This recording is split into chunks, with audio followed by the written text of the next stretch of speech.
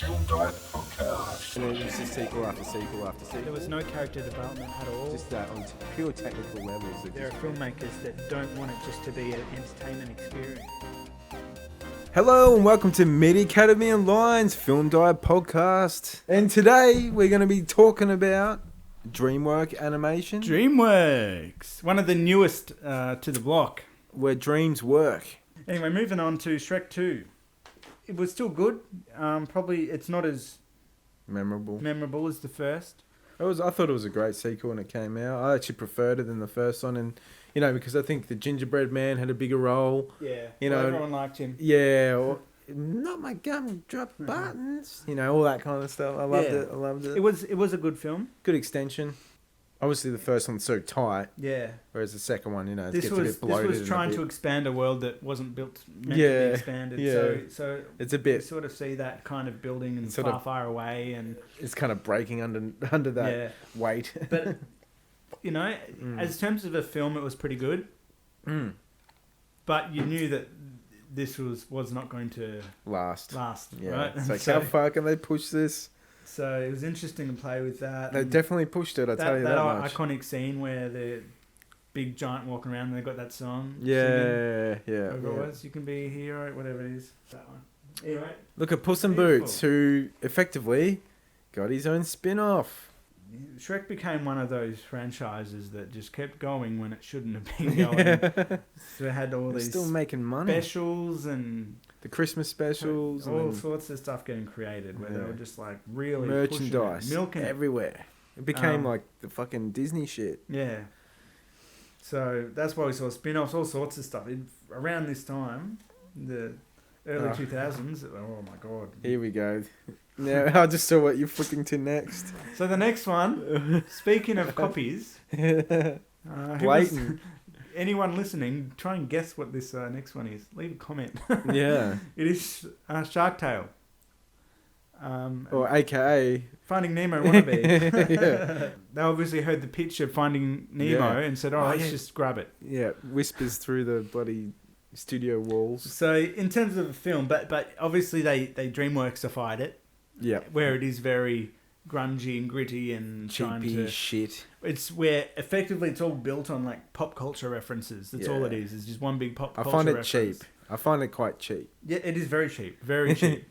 Throw Will Smith in it. Get some rapping in there. Get a bit of this. Get a bit of that. They're trying to be cool, hip and cool. They're trying to be funky. Yeah, cool for the kids. And it just missed the mark. Missed the mark on majorly. Pretty much everything. You got such a small demographic that film would work for, which is like ages 5 to 10. It's them trying to recreate the Shrek thing. Yeah, underwater. They're like, let's do Shrek. Let's steal the whole Finding Nemo. Nemo and Shrek. Making babies, this is what we get. Yeah. But I think they missed the point of why Shrek was successful. Mm. Shrek wasn't successful because they've got funny pop culture references in it. It was successful because of all the underlining stuff that was with it. Mm. It was turning what we were used to on its head. The whole fairy tale story. It's almost something you can't do twice. And it was adding in the heart and all that into it. And this had no heart. This had nothing. Nah, felt soulless. It did, and it was just even the character design for the main fish. I hated. Yeah. I hated all the designs in it, but the drawings look great. Look at that. The drawings look insane. Like, she's remake that film properly. Yeah. And I'll watch it. And like some of the art, like that looks so much better. Again, that comes down to trying to recreate it in computer, but still, it could, like Finding Nemo did it. That was beautiful. Yeah, and man, Pixar are really good at juggling. Yeah. Simple character designs, and making them kind of recognizable. Simple shapes, but still making them feel and look complex because of the lighting, the textures. Whereas I feel like a lot of these DreamWorks films, like A Shark's Tale, for example, lack a lot of those textures and the beauty and simplicity because they're going for a lot more complicated design. And it was very cheaply done too, where you could see that all, like, for instance, you look at the background characters they might have. Yeah. And you can see they're repeating animations every time it cuts to the shot again, let's say you might be cutting to the main Like something character, going in the someone background. in the back. Yeah. Every time they cut to him, the exact same animation of the fish behind him is replayed. Mm. It is that cheap. Yeah. It's like you could at least do a different animation on those characters. Where Doesn't surprise me. it was really when you dive down deep, it is really rough. Yeah. Then moving on to, I guess, their next big success, which was Madagascar. Yeah, great concept. I love it. You know, he's used the name Madagascar. It works very nicely Yeah. with the animals and And this one had a different. This was when they changed their demographic to younger, where Madagascar sort of became big with like the, I don't know, below 10s, yeah. which It appeals to both sides. I think You reckon? that's why it's successful. I remember I got a nephew and he's 7 and he just loves the death out of that's Madagascar. true. Yeah, I'm just saying. I think Shark's Tale didn't really hit any audience. No, you know, it kind of misfired He completely. was trying to be cool. Maybe the 5-year-olds, ones that don't know any better. Yeah. You can throw on a movie and they'll just Yeah. sit there and watch it. But Madagascar's, I think they nailed it because of the voice acting. Ben Yeah. Stiller. Well, it's probably got a wider audience because you can show it to the younger And the audience animals and- too. Everyone Yeah, loves a animals. lion. Everyone loves a giraffe and a zebra, and you know, throw them together. And that's the trick with a lot of films is that you have to try and nail different audiences for different reasons. Yeah, Where you got a Shrek which works for anyone older than, I don't know, 10, yeah. and then you got Madagascar that works for effectively anyone. Well, Shrek. I'd say Shrek and Madagascar are such a wide. You know, they're Yeah. probably the widest demographic you can get because it appeases the little smallest people to elderly people. Yeah. You know, But this and that's why they're artwork, so successful. But I would have loved to see this as a 2D. Look it's at popping. That is popping as. Imagine that. That's lush. Road to El Dorado style. Oh. Lion King. Lion King. You know? It would have really. Colours and Look at that. yeah, no, it's so vibrant, so lush. So yeah, so interesting. It was they kind of had that edgy wit style to them, but again, it wasn't too adult. It was It wasn't. But yeah, you still have a lot of adult moments in it. Like Yeah. I did rewatch it not too long ago because obviously you know I've got my son and I've put on a lot of these films because they're all on Netflix. So I put on Shark's Tale. Okay. I think I turned that off in about 10 minutes. Put on Over the Hedge. We watched that one. Yeah. Road to El Dorado. We watched Madagascar. All three of them. Yeah. But yeah, there was this one moment in it, and unfortunately, I'm not going to be able to remember it right now. It'll come to me later. But it's ripped from another film. Oh, is it? And like this scene, this moment in this film, and it's just like so adult. I don't remember it. No, I'm gonna It's almost like that drug LSD moment in Dumbo. I don't know if you know that part where he has that wacky dream and it's all nightmarish. It's like a moment like that in Madagascar, and I was like, Wow. oh god, yeah, I loved it. Moving on from there, the relationship with Aardman continues with Wallace and Gromit. Yeah, so they had a bit of a partnership. Which Yeah, and they're actually, like- I think I did see this one in the cinemas. Curse of the Were-Rabbit. Oh, this was good. This is a good film. I'll rewatch this one as well. Yeah. Yep. I remember Stands this one. up. Stands Yeah. up. It's like a long Wallace and Gromit episode, but doesn't feel long-winded. Like No. brilliant. Very Wallace and Gromity. Yep. Which is really good. That's like their swan song. That one, the Wallace and Gromit. That's their swan Yep. song where it's like, Yeah. you know, they could have ended on that note and that would have been perfect. Mm-hmm. Yep. Yeah. Moving Great. on. Over the Hedge. Yeah. See, this one I really enjoyed when it came out. I didn't see it at the cinema or nothing, but there's a DVD one, and I was like pleasantly surprised when I saw it. Yeah, I did watch it. I don't remember much, so you're gonna have to. Well, Sure, Bruce it's Willis limited, does the right? voice for the raccoon or whatever he is, and I always found that interesting because I never thought Bruce Willis would do a voice for this sort of thing. And Gary Shandling does the turtle, and I thought once again the voice acting was pretty cool. Nick Nolte played the bear, I think, but you know ultimately the graphics suffer. It has aged pretty a lot, but the Again, concept. You look at the artwork; it's stunning. The concept and all that is pretty spot on. Like it's. I And don't it's know, interesting yeah. because like you look at these illustrations, and the thing that you can't, it's harder to do in 3D. It's easier now, but back when these were coming out, it's hard to get the contrast right.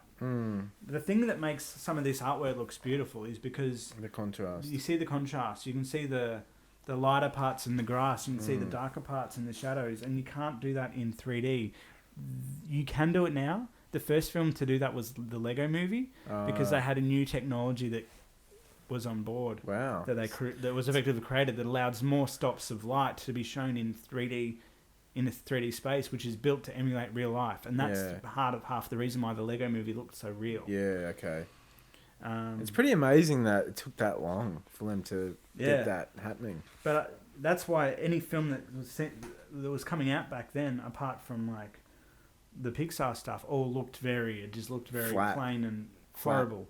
Pixar were able to be clever with lighting and stuff to make it still seem a bit more. Yeah. They kind of trick you, whereas these other ones were just like, it is what it is. We can't do much better than that, unfortunately. Yeah. But Pixar were like, no, we have to do better than that. We have to. And Dreamworks was like, whatever. Yeah, it's going to make some money. Throw it out there. Yeah, absolutely. We just looked at Shrek 3. Moving on to Flushed Away again. We continue. Flushed Away. Wow. So that was pretty quick. That another Aardman. So when did this one? This was 2006. And when was Aardman? Wallace and Gromit. 2005. Five.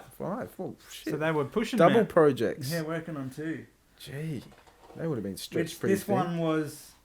It felt like Ratatouille. Yeah, this is the Ratatouille ripoff. Ratatouille ripoff. How strange. They were like, Aardman, can you guys do a Ratatouille ripoff for us? We need to do a rat now. Apparently Rat's the next one. Yeah, rats are in. Rats are now in. But again, this artwork is wow. Yeah. Beautiful. Again, that contrast. Yeah. The lush colours amidst the rich... It's just amazing. Rich shadows and... Then moving on to the failure. Shrek the Third. Yeah. Is this a failure, was it? I didn't even see it. Didn't you? No, like I don't even know if I finished watching it from beginning to end. This was when everyone started going off it. And you're like, you're killing us with this Shrek stuff. Yeah. When the first two, okay. The first one was just perfect. Yeah, yeah. Second one was still good. Yeah. But this is when people were like, all right, you're killing it now. Let it go. Let it go. Because what year was this? 2008, I would assume, or 7? 2007. Jeez, they were pushing a film a year at this stage. No wonder they were starting to lack quality. Yeah. Yeah, so I can't remember what happens in this one. No, I don't remember it. Yeah, alright, that's good. Then we can We'll move on. Anyway, beautiful artwork. There you go. Let's look at some artwork. Shrek as a baby. That's pretty scary. And then, here we go. This is when they started getting a bit... And I watched this one as well recently. B-movie. B-movie. Seinfeld. Which felt like Seinfeld. Yeah, I know. It was literally Jerry Seinfeld's jokes thrown into a B movie about bees. And it was very... To be honest, I watched it again, 3 weeks ago or something like that. Mm-hmm. And... God, it's pretty bad. This is when it started. Now, this film felt like it could have been done by any of them. Yeah. Illumination, Sky, any of them. Blue Sky, any of them. It just had that, I don't know. Had more of a blue sky. It has more of a blue sky appeal or feel to it. Yeah. But God, the jokes in it are so bad. Unfortunately. And I love Seinfeld. Just the whole setup of the film was a bit of a mess. It was a strange They were concept. going against their own views throughout the film. Like, they were trying to paint this picture, but, where it was all about, I found it so weird. It was all about, I don't know, it was weird. It was like, bees, we don't want to work, so don't let us work. So, and then everything started falling. It was weird. It was strange. Yeah, I'll tell you what, what I remember from the story was he doesn't want to be a part of the bee community. Yeah. And then he falls in love, or not really, I don't know, with this real life woman. Yeah. And then he sues then he sues the companies for Be Kind. But then all the bees are doing nothing, and then they have to start working again. So they're going against what they were fighting for. I don't even. So it's kind of like, what do you want us to follow? Are we following this guy? And do you want us to feel? Because that's how they painted it. They painted all these bee corporations as these horrible things, and we were on the side of this 1B One Seinfeld B. B guy. The that one was- B. And when we were meant to be feeling for him, but all of a sudden, we're meant to not feel for him because everything's falling apart. Confusing. I'm confused. And I tell you what, I don't think many people would have, like kids, I can't even imagine kids sitting there going, oh yeah. The subject matter's too... It's not It doesn't built fall for kids. anyone. No, like, no, because the kids won't understand what's going on. And adults are just going to be like, this is stupid. Yeah. The only people who like it would probably be the Jerry Seinfeld diehards. And Watching God, it. that's saying something. Yeah, absolutely. Moving on to Kung Fu Panda Oh, the 2008. new Shrek. This is their Shrek. This is like, right, we've got to do the Shrek again. And they're like, yes, we found a voice for the second time. And Kung Fu Panda. Oh, I love this one. This one's great. Jack Black. It took me so long to see it. Did it? Yeah. Oh. And I eventually saw it. I'm surprised. Yeah, it was actually pretty good. It was good. It's great. Good one. It's great. I So- reckon that's probably their top for me. Yeah? Probably, Shrek because it's the Yeah. classic DreamWorks. No, it's but definitely up there. It's Kung definitely a Fu good Panda is the one I can Yeah. rewatch and rewatch. one. And it's one that they haven't franchised as successfully, but they've tried. Yeah, they have. But to be honest, I find each installment actually pretty good.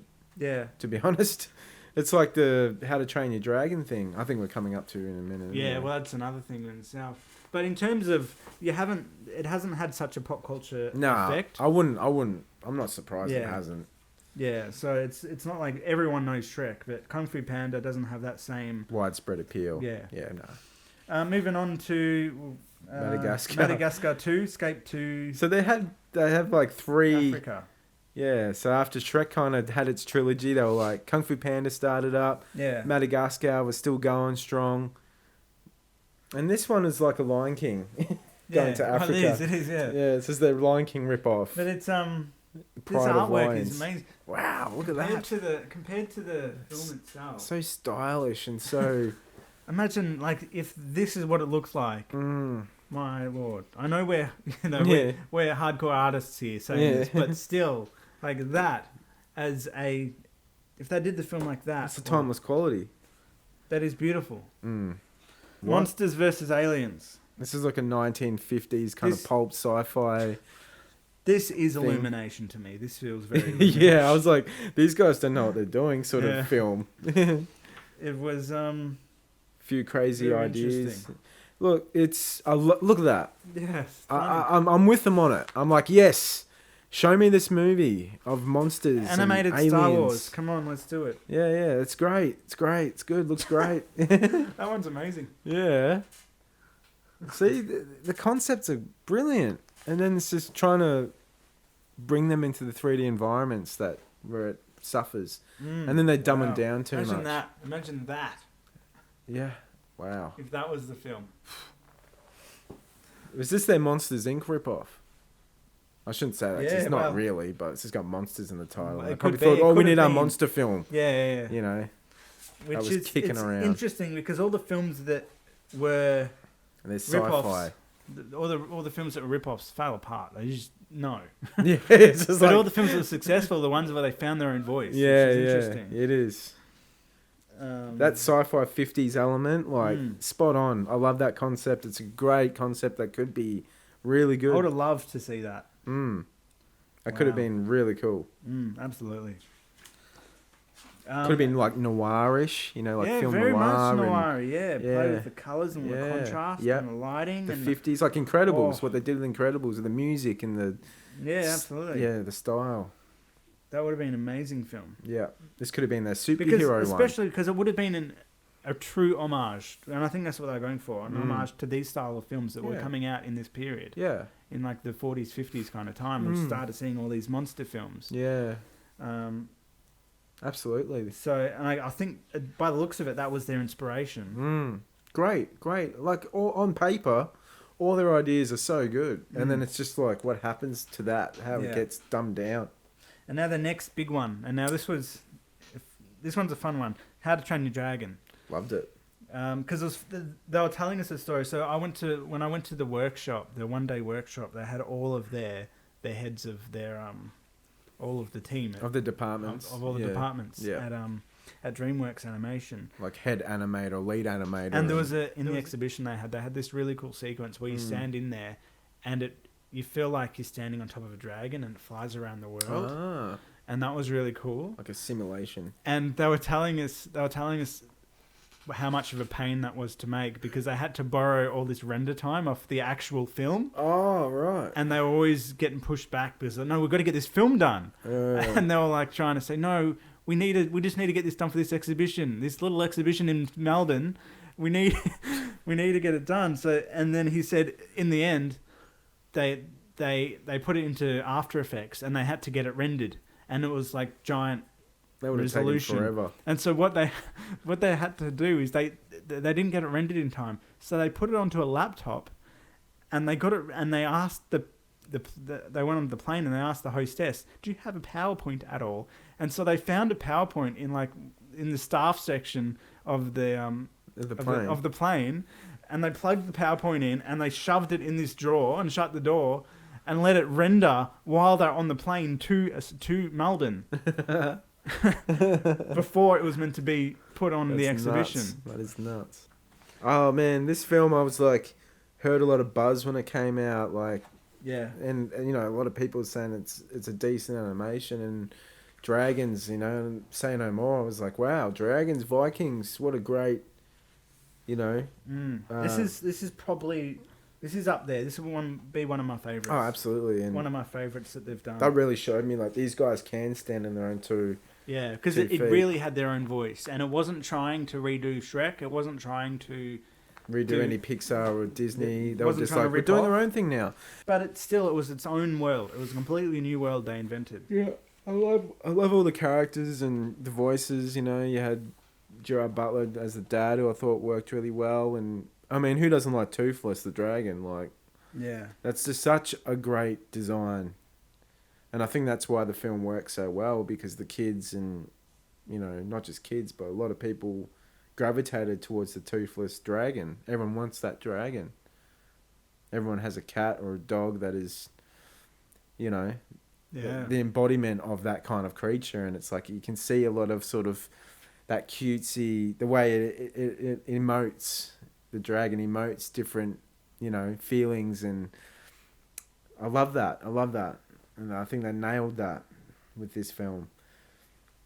And also the animation, like all the different dragon designs, you know, all the Viking armor and shapes, you know, you got small, you got the fat short ones, you got the long, you got the twins, you got, I love just the spread of design. In terms of what we've been talking about in this podcast, where there is that we don't see that same sort of stylization or that sort of copy paste from their concept art to the actual thing. I think this film's probably their closest they've gotten to the concept art. To the concept art. Looks like it from here. Like, I'm looking at it, like, yeah, it's pretty spot on. They've got some interesting information which I was just reading here, which talks about our CG tools have come a long way since the early days of the studio. Today we have a whole set of proprietary software, and it sort of talks about they had to build software to do a lot of this stuff. Like the physics. Yeah. Yeah. Like with, you know, you have to try and create wings. There's a lot of wind and... Yeah, I was going to say, there's a lot of elements going on. Fire, you know, wind, you know, yeah, all of it, that speed and... Yeah, there's a lot going on. And being able... And the thing is trying to make it... There's one thing building all of these... all these software to be able to run this stuff. But the trick is trying to make it... how to do it, but also make it accessible to their artists so they can animate this stuff. And that's the tricky part, is saying, like anyone can make something that looks amazing and fantastic when you've got a whole heap of, you know, all of these technical people who that's their background working on, but you have to be able to make it so that the animators can animate with it and still do what they have to do while all of this software is running in the background. It's like presets, isn't it? It's the trick. It's very tricky to try and find that balance, and that's something that Pixar has always done really well, because they've built their own software from the get go. Yeah, and that's why they've been able to do it. Ahead of the curve. They had that. They knew that's the trick. It almost seems like Pixar was founded by more so those people that came from a background in computers and technical backgrounds, whereas Dreamworks seems to me more like they were more artistry background. Mm-hmm. Like, yeah, absolutely. You know, the spread there, I think.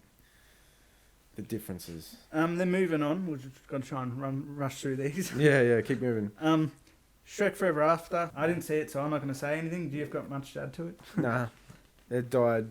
Yeah. Megamind. I watched this recently, and yeah, so. This should have been their superhero thing, you know. It's got that the Incredibles flavour to it. Yeah. This is their Incredibles. This is their rip-off. Yeah. They went back to the rip-off thing. I've actually got a book of the Incredibles, of Pixar, and the artistry. It's exact same style art. The other thing with So interesting. Despicable Me came out at this time as well, and it was very similar, like what was going on with villains and heroes and flipping that sort of thing. So. The only reason why Despicable Me worked was because of Steve Carell. Because of Minions. the little minions. Yeah. And the minions went off and did their own thing. There's those little did. things. Oh my god, they're so cute! It's like the Madagascar penguins. They yeah. had their own thing too. Yeah, that's it. All of the things that The little things. the kiddies can... moving on, we've got Kung Fu Panda 2. Yeah, a great film. I like it. It's a continuation number 1. I'm going to say Yep. this really quickly, and it's great. Good. Puss in Boots. There we go. We're talking about their Puss in Boots, yeah. spin-off. I've seen this like twice, Yeah, and it's not great, but it's not bad. it was just another. Madagascar 3, yeah, in the circus. Now we're coming up to one of their biggest flops. Rise of the Guardians. Ugh, I hate this film. I tried putting this on the other day. I think it lasted about 5 minutes, and I was just like, what were they thinking with this kind of concept? It's just, no. Yeah. It'd probably work in a book. It's as a like very a- booky. It's very... It seems very booky. Yeah. Booky. It seems like, yeah, one of those very highly detailed illustrated books. The artwork itself by itself It is works. stunning. It's amazing. working. It's beautiful. But they're not cute. I don't know. There's something about that aesthetic that's just not translating well into the 3D environments. Yeah. In the voices and all that sort of thing. Just didn't quite work. You got Hugh Jackman in there and whoever else, but nope. The Croods. New. The Croods. Ah, this was actually a surprising... I didn't mind this one. It was better than I was expecting. I thought this was going to be like Ice Age, but very bad. Yeah, it did But it have was probably better than It had that Ice Age flavour to it. Yeah. It's They're like, kind of- oh, we need yeah. our Ice Age quickly. And they're doing a number 2, so it couldn't have been that bad. Oh, and then Turbo. Oh, flop.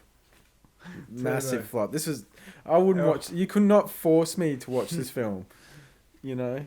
I watched it one time. Oh, you did? Yeah, I Well watched done. You got Yeah. through it? I got through it. They went back to Macroverse, you know, like Yeah. And then Peabody. Peabody. I think this was the one they actually... So when I went to their masterclass, they went through the whole process from beginning Right. to end. This was the film they were showing us as the reference. I don't even know what happened to this film. I didn't see it. Isn't That's Mr. Peabody and Sherman like an old thing? Yeah, I don't very old. I don't even know what the goal is with that one. Obviously trying to revive it, but Oh. everyone's moved on. Right. And then How to Train Your Dragon 2. Now this was the one they were working on. Oh, when man, they wanted stunning to- film. Stunning. Beautiful. This Animation. series, this franchise is up This- there with me. Yeah, it's pushing the envelope. Yeah, which is great. In their own it way. just looks beautiful, Yeah. and I don't say that about many of these No. 3D films, but That one actually does look quite beautiful. yeah, which The dragon ones. Wow, look at that. The big mother dragon. Wow. it's great. So good. Which I'm a fan of any kind of medium, even 3D. I'm a fan of if it's done in the right way. Yeah, it has oh, to yeah. be done to aid in the story, Yes. and that's with anything. So Yeah. don't want to sound like I'm hating on 3D here. 3D has its place for certain types Oh, yeah, of films, absolutely, because absolutely, Pixar do it, Disney can do it, Mm. but unfortunately, in a lot of cases, it doesn't always work. Anyway, So- that's all that's in the book. But I think we've mentioned the more memorable ones. Mm. Anything you want to add about the DreamWorks I world? don't know. The book is so good. Show Yeah. them the front cover again. There we go. If you might be able to find this, this was a special edition made. Yeah, I reckon you'll be able to get it. Get online. Yeah. I reckon it will be, but So- I've got a signed version. I've got a special one because I met all the people. All the peeps. But this is a special book that was made in collaboration with Acme Mm. and Victoria, the state of the government of Victoria, Right. where we live. And it's really interesting because we're in a special part of the world where Little pocket. a little pocket where there's parts of the world that are like the meccas for film and that kind of thing, and we're lucky we're in one of those where there's so much that happens in Hollywood that actually, you know, Comes has over here. origins in Melbourne and Australia. It's bizarre. It's really interesting, like with the amount of visual effects companies that are here. I've met so many of them. I've met them. I had a chat with them. It was really cool. I've met another guy that did another short film that was Academy Award nominated. I had a good chat for him for about half an hour at this event, and I just talked to him for ages about his experience. He actually was offered a heap of High profile kind of jobs. Yeah. like other animation work. Yeah. But he said, no, I want my artistic integrity. I'm not going to do them. That's selling my soul. Which is interesting. Like, I don't know. If I would have used that as an excuse, as a starting point. Yes, I might make a crappy film to start with, but at least I can get a taste of it and then move on from there. I guess finishing up, you know, it's strange how they've got so much beautiful artwork that doesn't always necessarily translate into the final into the content. film. Now what are these guys doing? Trolls 2. Is that what they're doing now? Yeah. Okay. Good for them. And They then can do your trolls. good luck with that. Well, they just had their big success with their straight to digital rental. They with did. I heard about the trolls. On Entertainment News Weekly on Weekly. So if you don't know about it, you can jump on. Check it out. So we'll leave it there. Thanks for listening. Thanks for watching. Thanks for being involved. And we'll see you in the next one. Adios.